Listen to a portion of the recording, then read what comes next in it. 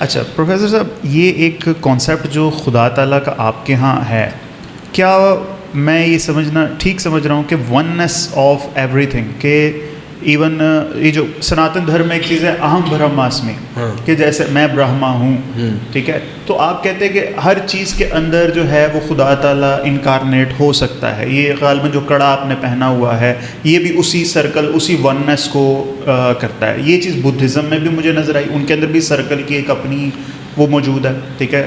سناتن دھرم میں میں نے بتایا، بریلوی مکتبہ فکر میں بھی ایک ہے وحدت الوجود کے نام سے، ٹھیک ہے. میں قائل تو نہیں ہے، ہم سب مسلمان اس چیز کے، لیکن آپ یہ بتائیے اس کا اوریجن کیا ہے؟ کیا یہ چیز گرو نانک صاحب جی کی دی ہوئی ہے یہ بات؟ نہیں، یہ چیزیں جو ہیں یہ سناتن دھرم سے بھی چلی ہیں. جیسے آپ نے کہہ دیا کہ وہ تصور جو ہے وہ بدھسٹ میں بھی وہ تصور کسی نہ کسی روپ میں جو ہے بدھ لارڈ بدھا نے اس کو، جین مت میں بھی یہ تصور رہا ہے، ٹھیک، جین مت ہے. اور میں تو کہہ رہا ہوں کہ اسلام میں بھی یہ تصور بہرحال کسی نہ اگر اس آیت کو آپ دیکھیں نا کہ خدا آپ سے کتنی دور ہے، تو وہ شہرک سے بھی نزدیک کا تصور جو ہے وہ وحدت الوجود کا تصور ہی ہے.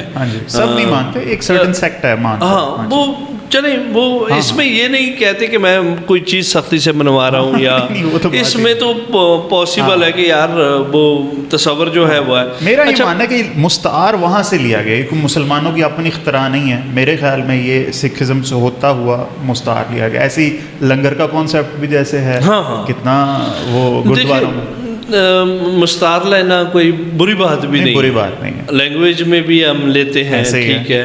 اور کئی چیزیں جو ہیں اسلام سے سکھزم میں بھی آ چکی ہیں، مستعار لی گئی ہیں، اور پھر اتنی مستند ہو گئی ہیں کہ آج ہم اگر اس کو ادھر ادھر کرتے ہیں تو وہ جھگڑے کی مانند بن جاتا ہے.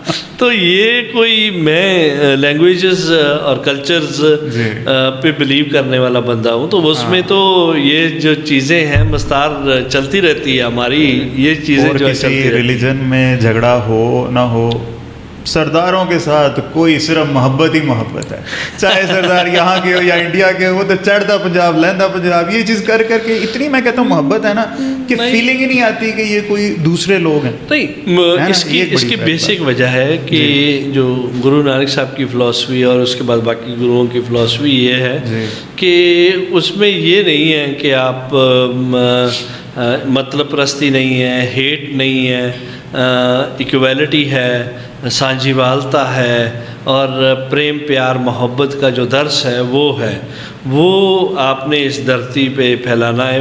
یہ نہیں دیکھنا کہ آپ نے کسی کو سکھ نہیں کرنا، نہیں، وہ اپنے مذہب میں ٹھیک ہے. جیسے اسے خدا نے جس اس میں پیدا کیا ہے اسی میں رہے، اسی میں سارا کچھ کرتا رہے. آپ اس سے جو ہے وہ مذہب سے ہٹ کے آپ اس کی خدمت کرتے رہیں، اس کے ساتھ پریم پیار کی جو بھاشا ہے اس میں ایک تصور دیتے رہیں.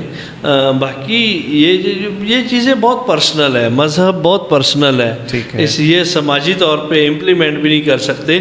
بہت سارے ایسی چیزیں ہیں کہ جیسے بہت سارے سکھ ہندو مت کی بہت ساری چیزیں جو ہیں وہ مناتے ہیں اور اجازت ہے. بہت سارے سکھ جو ہیں وہ اسلام کی کچھ چیزیں مناتے ہیں تو وہ اجازت ہے.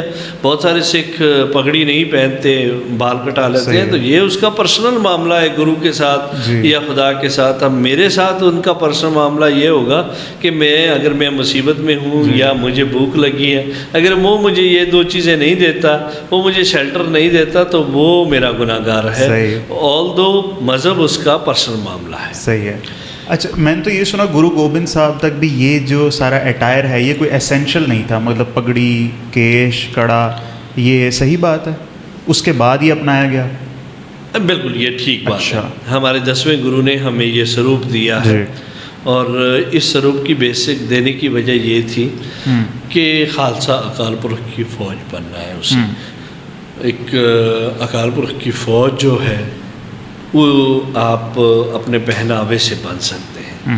آپ اگر ہزاروں میں لاکھوں میں کھڑے ایک سردار کو پہچان لیتے ہیں اس کے پہناوے کی وجہ سے.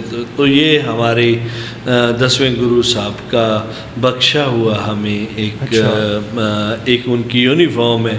اچھا، گوبند صاحب کا؟ ہاں، گرو گوبند صاحب یونیفارم ہے جو ہمیں دی گئی تھی کہ آپ اس طرح سے پہنیں. ہاں، اگر کوئی نہیں پہنتا تو میں اسے زبردستی نہیں پہنا سکتا. صحیح، یہ میرا کام نہیں ہے. ٹھیک ہے، یہ اس کا اور گرو صاحب کا معاملہ ہے. اگر وہ نہیں پہن سکتا، وہ اس کی عزت نہیں کر سکتا، وہ پراپر وے سے بال پوری طرح نہیں رکھ سکتا، پراپر وے سے پگڑی نہیں پہن سکتا، کڑا نہیں پہن سکتا، کرپان نہیں پہن سکتا، مجھے زبردستی کا حق نہیں ہے. وہ اس کا اور گرو صاحب کا معاملہ ہے، اور یہ کوئی گناہ بھی نہیں ہے، اور میں پوچھ بھی نہیں سکتا اس سے کہ آپ نے یہ کام کیوں نہیں کیا ہوا، آپ اچھے نہیں لگ رہے ہیں، آپ گرو جیسے نہیں لگ رہے. میں یہ پوچھ بھی نہیں سکتا. یہ اس کا اور اس کا گرو صاحب کا معاملہ ہے. وہ پوچھیں، گرو صاحب پوچھیں گے یار مجھے یہ مجبوری تھی میں نے نہیں رکھا، تو گرو صاحب اسے معاف کرنے والے ہیں. میں کون ان کے پوچھنے والا.